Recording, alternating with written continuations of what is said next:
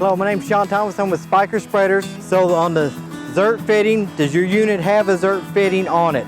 The Zerk Fitting is for the grease to go into the gearbox. When you buy a new Spyker Spreader, if it has a Zerk Fitting on it, it will be pre-greased from the factory, ready to go. Even if it has it on the frame, it'll be pre-greased, ready to go.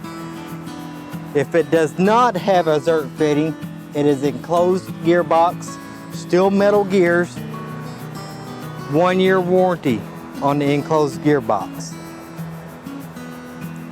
If it has a Zerk Fitting with grease, it's a lifetime warranty gears. So you would buy grease at any hardware store, any farm supply store, anywhere like that, and then you apply the grease inside the grease fitting. Homeowners will be about every year. Commercial guys will be about every 3 to 6 months or as needed to keep the noise down and the grinding down.